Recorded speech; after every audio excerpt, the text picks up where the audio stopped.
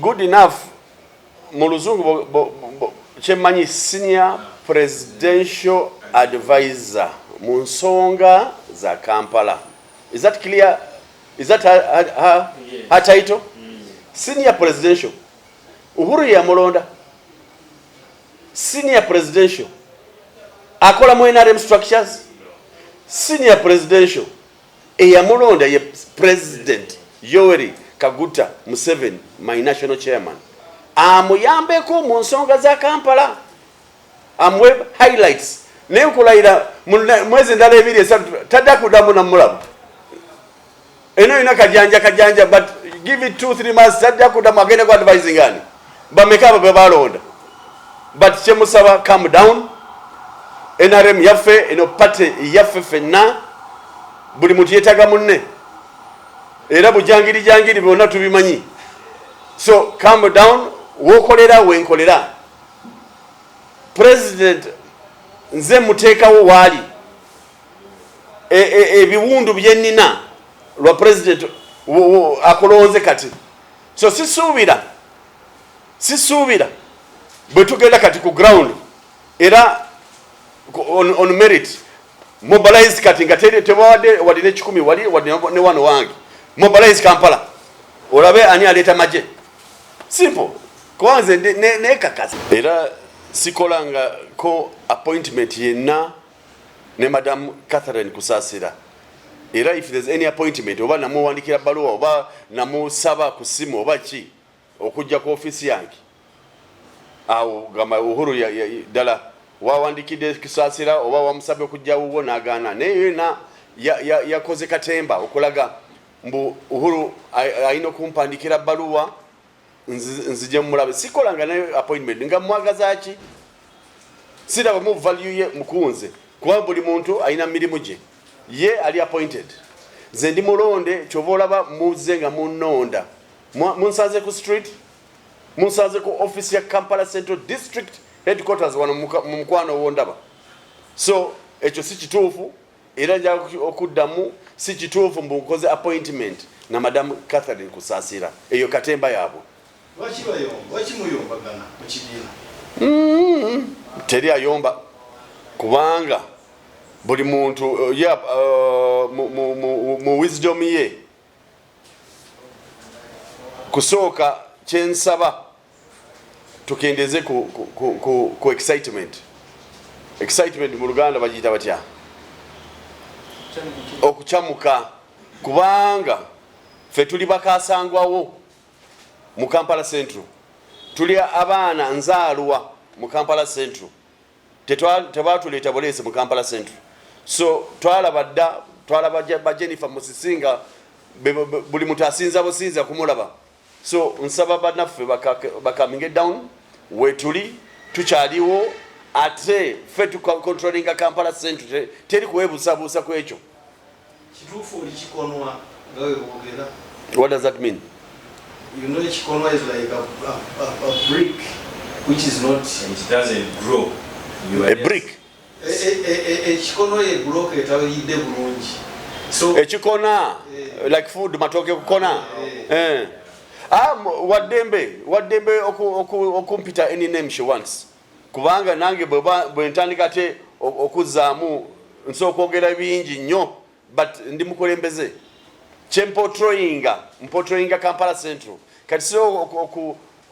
disrespecting abantu abanonda chovola baze sentebe wa Kampala Central omulonde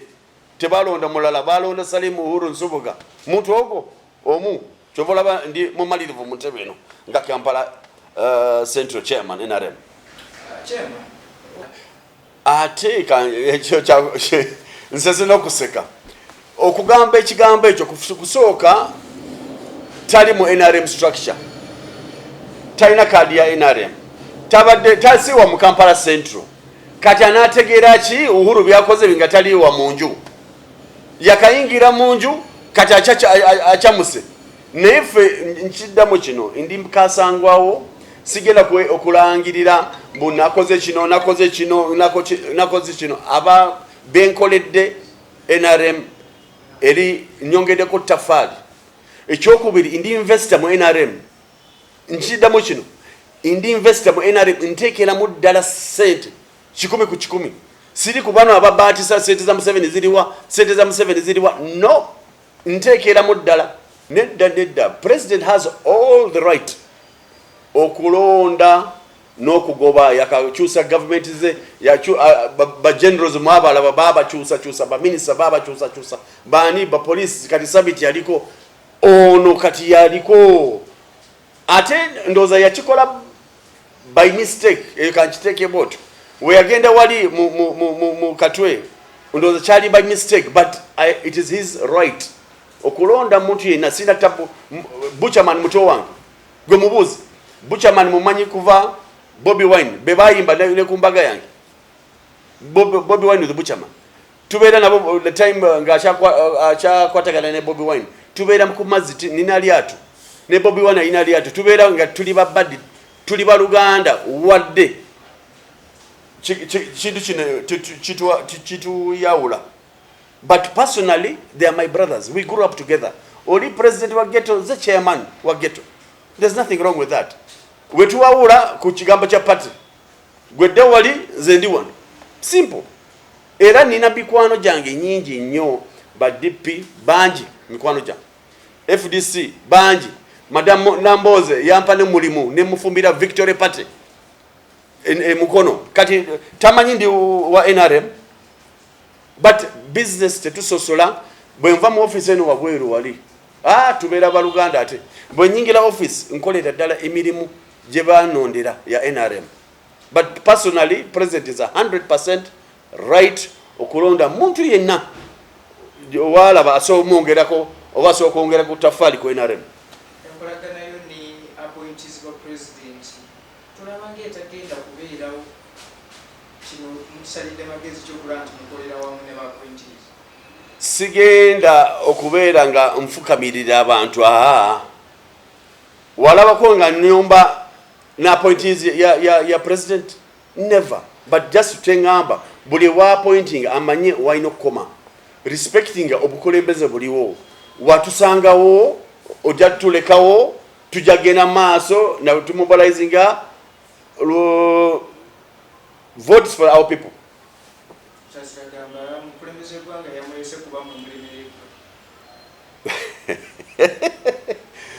tulemeddwa kale awo sijja kukomentingako but anyway twalaba dda abayogera ebingi neffe katusirike impact yaffe ojja gyolira nga time etuuka tukuzayo emyezi mitini okulonda amazima yes ekintu kino tekiyuzeyuza ekibiina mundabayo kubanga mubadde mulina emitunsi ku ground nga minywevu ate bwe watuuka nga akasente bakawa bana bakajja bagamba mubadde muli akasente temutuuka ku bantu wansi bo betuukidde kituufu muganda wange ekigambo kya ssente kifuuse butwa mu Kampala naye njaga kikugamba kintu kino bw'osiga okungula byosiga kituufu oba si kituufu kakati banna Kampala Central basiga basuubira kukungula it's very normal kati bw'olaba omuntu mulala ajja n'akungula byowasize osanyuka tosobola okusanyuka so ze nwanira bali va ku uhuru ateekamu njagala kusasira veyo ng'agamba mu uhuru abadde alya buli sente za NRM oba za Museveni ajje ne bwino okulaga mbu uhuru yafunye sente zino kuva State House milioni 2 milioni 5 akawumbi ya mobilization mu State House oba mu secretariat you get it nenze nteekamu okulaba mbeerawo bingi nnyo byensobola okwogera byenkoze nga abantu abasinga tebabimanyi but time ejja kutuuka tujja byogera because n'ekisanja kyange kinateera kuggwako tusigaza mwezi 3 by February tugenda kuddamu kutandika obuto okulonda before naye nga sinaba kumaliriza taamu yange abamu abandaba wali nammwe abali ku media mugamba ono chairman wa Kampala yali ku mwanjo ya sente za Museveni but it is not that what you think of nenkukakasa bantu bange bannunda mu structures ya district sub county teri yakombeko ku sente za Museveni you must be shocked nenga amazima Kampala Central tefunanga ko sente za Museveni eyo nja nchikatirize kusasira predict kusasira mu ngakugenda mu 2021 anabeera cyane sebo bwana Onyango am a brand Uhuru is a brand name toso kunteeka ne oyo I don't want to comment but in the brand in the land force commander of Kampala Central gentlemen chovo bado nonya kumukumu onsanze mu office entongole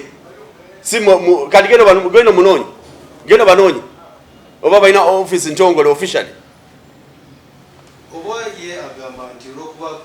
aina limelight bantu it is okay president bozo buli kimu kina season yayo yayinza kubeera nga yali mu limelight as for now it's okay